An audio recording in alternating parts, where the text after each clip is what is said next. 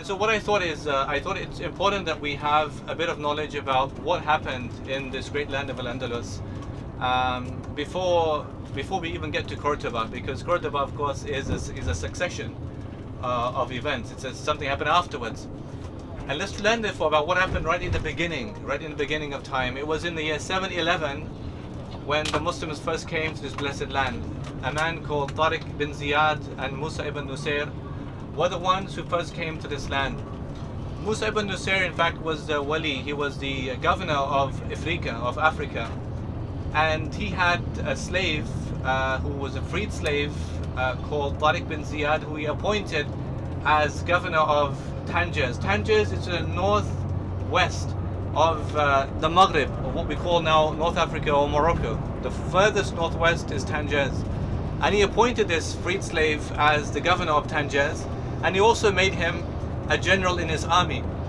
So now we don't know exactly the fullest reason why the Muslims decided from north of Africa to cross the Straits of Gibraltar and end up here in Al-Andalus, in Spain, what was Visigothic Spain.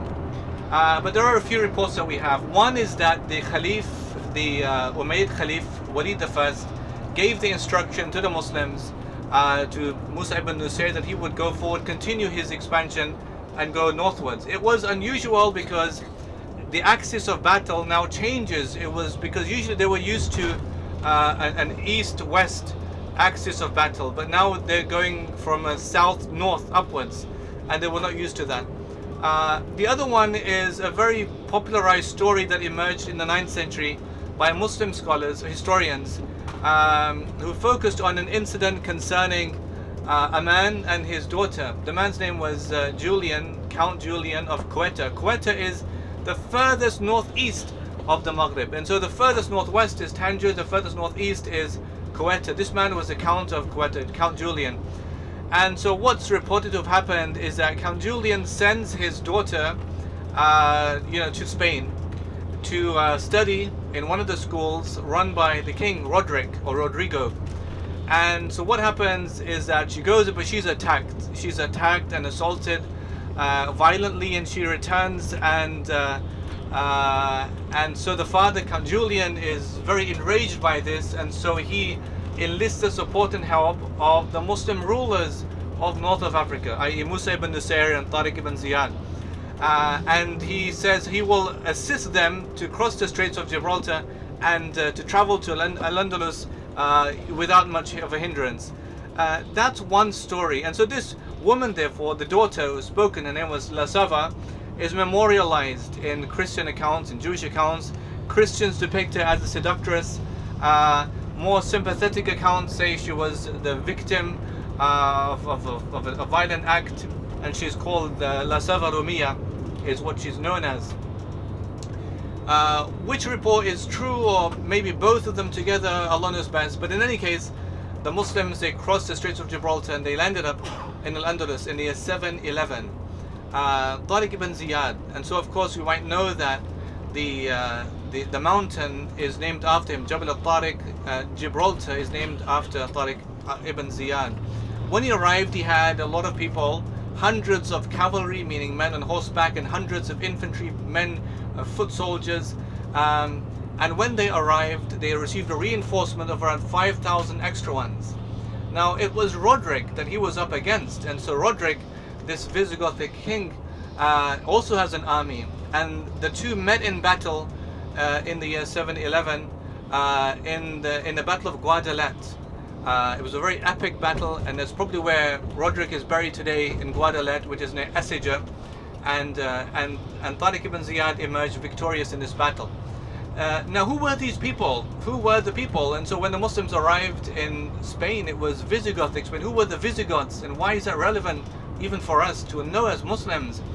The Visigoths were people who had just converted from Arianism to Catholicism. It was quite recent in their history. These were not, by the way you would imagine Trinitarian Christians today who believe that Isa alayhi salam is Allah wa na'udhu billah min dhalik. They were people who used to be Arians, and so Arianism emerges from a man called Arius, who was a priest in the 4th century, He was there in the Council of Nicaea, and he did not believe that Isa alayhi salam was Allah like the Trinitarians believe. He believed that he was subordinated, less than Allah. He was like under Allah. And although it's not in exactly the way that we believe, the Visigothic people, when they saw the arrival of Muslims, they realized that these people have a closer belief to us than the Catholics have to us. Okay, that's one first thing. So not all of them therefore converted to Catholicism. Many remain true to their old beliefs of Arianism, and so therefore when the Muslims arrived, a lot of the states they submitted to Muslim rule without a hindrance. Cordoba in fact was not one of them. In fact, where we're going now, Cordoba, there was a resistance. They resisted Muslim rule in Cordoba. Toledo, for example, fell very easily. Other cities very easily. And then within 7 years, the Muslim armies and different rulers of the armies, walis, have conquered the entirety of Spain within 7 years, except for two key areas. One is the mountains of the northwest, called the Asturias Mountain. The other is Galicia, and that was of course a very big problem, but we will talk about inshallah in a second. And so therefore it was Tariq ibn Ziyad and Musa ibn Nusayr who first arrived here in Al-Andalus with their army, and the Visigothic people were defeated.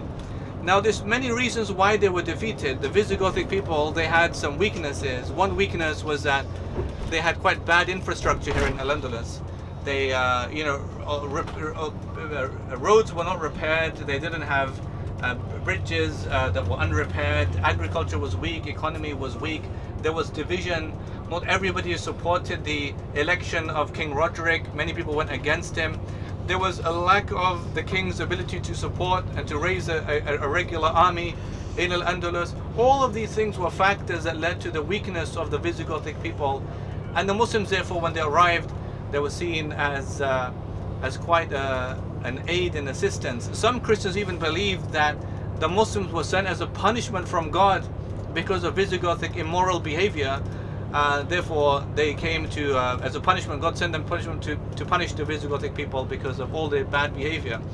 One of the key things I think is important for us to touch upon is the Jews. There was a minority of Jews here living in Al-Andalus. The majority was Catholics, minority were Jews. And the Jews had a very hard time in Al-Andalus, very hard time. They were forced to convert, they were forced to be baptized. Rikarid the first, for example, this is going back to the 6th century, 7th century, forced them to be expelled from Al-Andalus. They believed in one of the councils, maybe even of Cordoba, I think, one of the councils was that the Jewish children have to be separated from their parents, because he says, and these are his words, that they should not be further entangled in their deviation.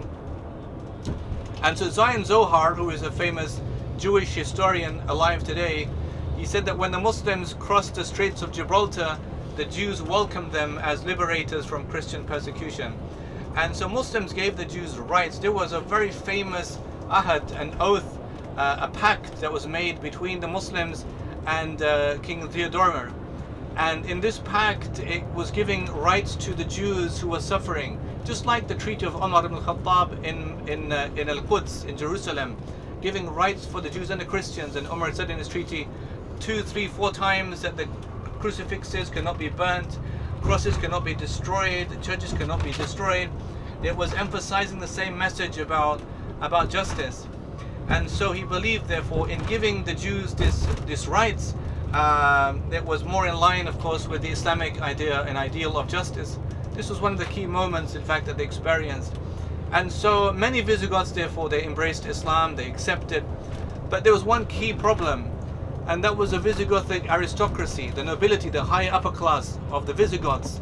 So where many of them embraced Islam or accepted Muslim rule, some didn't, and they fled northwards. They fled north to the mountains of Asturia, right to the north of Al-Andalus, are mountains, Asturias mountains. And one of those who fled north was a man called Peleo, or Pelego, or Pelagius, depending how you spell his name. And he was from the Visigothic aristocracy. He was in fact a descendant of a previous Visigothic king called Chinquith, and he therefore traveled north, escaping the Muslims, and he settled himself in the Asturias mountains. Now, the Muslims, they had conquered all of Al-Andalus, but the problem with the north was that it was difficult terrain. It was very hard to get there. It used to rain often, and they couldn't take their horses upwards all the time because it was so difficult for them. And so what happened is when Pelayo arrived in the Asturias Mountains, others followed him. All of those who refused to submit to Islamic authority went northwards with Pelayo to the Asturias Mountains, and within some short time they established a movement of Christians, and they refused, for example, to pay the jizya, the tax to the Muslim state, and they raised an army amongst themselves. Now there was a very famous battle between the Muslims and the Christians of Astoria, called the Battle of Covadonga in the year 717. And in that battle, the Muslims were defeated. The army of Alqama, who was the wali of the Muslims, was defeated, and the Christians came out victorious. Now Muslims, historians don't say much about this battle. They say it was more of a small skirmish, but the Christians say a lot, and they say it was a cradle, in fact, of the reconquest of Al-Andalus. That was the first foundation of the reconquest of Jerusalem. After the battle, the king Pelayo was elected as a king, and when he died, there is a sanctuary today, even today, visited by Christians in the mountains of Astoria, called the sanctuary of King Don Pelayo of Asturias, because it's memorialized and is seen therefore as this beginning of the reconquest of Al-Andalus. Now, for the most part, it didn't affect the Muslims too much because they continued their campaigns. So, for example, in the year 721, the new Muslim wali of the jihad was a man called As-Samh ibn Malik al-Khawlani, and he took his jihad campaigns throughout Al-Andalus, but even further. What's above Al-Andalus, of course, is France, isn't it? And the French kingdom. And so he took them all the way upwards to France, and he met the people of Aquitaine in battle. So you had the Duke and Duchy of Aquitaine, and he met them in battle in a place called Toulouse. Toulouse, of course, is known today in France. He met them in Toulouse. The Duke Odo fled the battle scene, and the Muslims were victorious. But then shortly afterwards he returned and then launched a surprise attack on As-Samh ibn Malik al-Khawlani, in which he was killed and martyred. Now what he was doing, Duke Odo, when he fled the scene, is he was seeking assistance from other Christians against the Muslims, because they were saying things like, the Muslims have taken Spain, therefore they can do a lot more, they can take France if you don't help and assist. But he didn't take their advice seriously, and so he just let it pass. In any case, they took where they were fighting in Toulouse, they took that area. But As-Samh ibn Malik was martyred, and then they subsequently lost him. In the year 730, this is 9 years later, the new Muslim ruler of the jihad campaigns was a man called Abdurrahman al-Ghafiqi, and he took his campaigns even further. He went as far as Bordeaux, France, as far as Bordeaux. They attacked an army, again fighting under Duke Odo. This time Duke Odo fled again. They chased him all the way to Bordeaux. Duke Odo went again to seek assistance from a man called Charles Martel. Charles Martel was a Frankish warlord. He was the most threatening of the campaigners against Christian enemies. He became known as Charles Martellus, Charles the Hammer, Charles of the Franks. These were epithets that were given to him. And so what he did is he arranged for a date to meet the Muslims in battle. And the date that was given was for the year 732.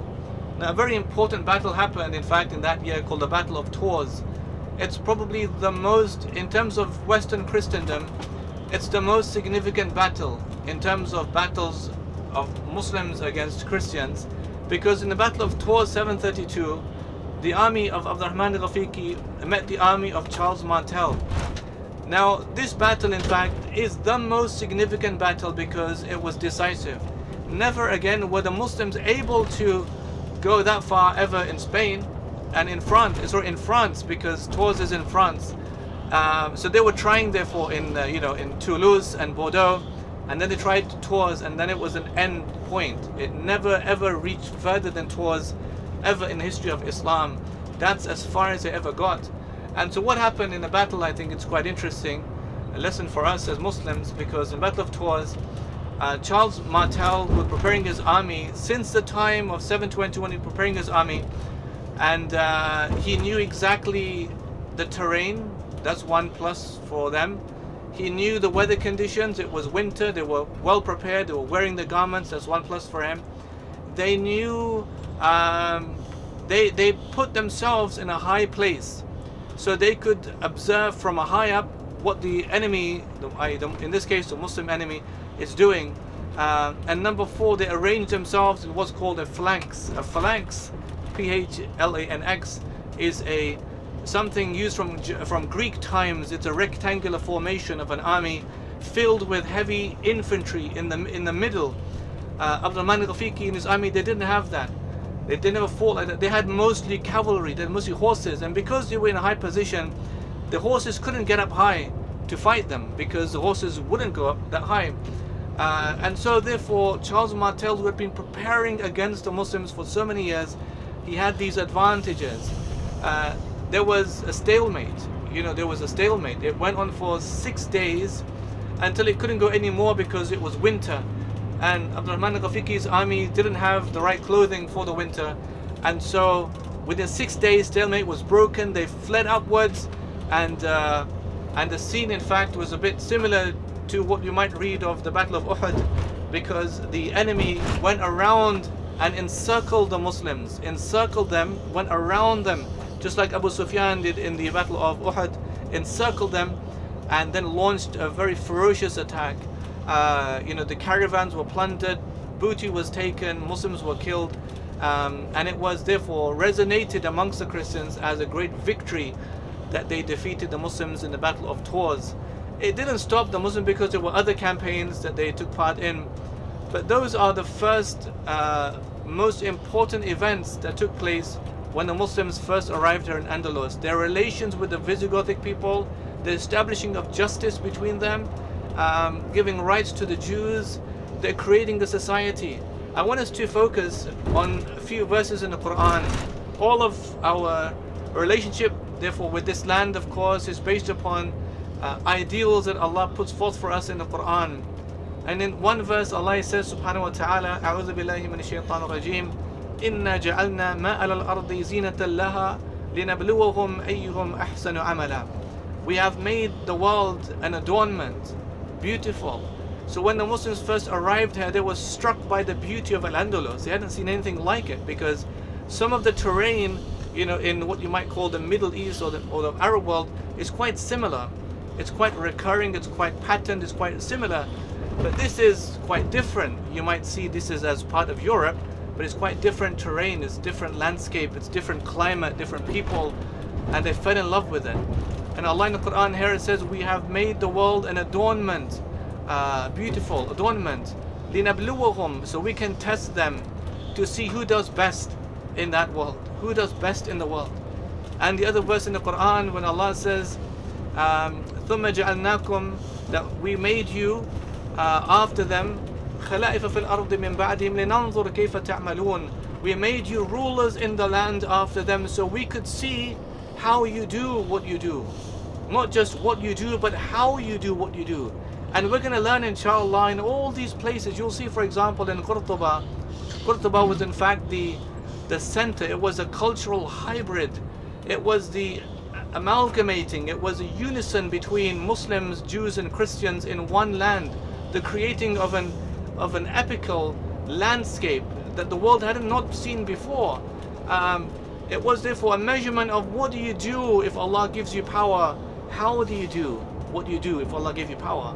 What would you do? Would you become tyrannical? Would you become barbarian, savage? Would you become, unheavenly?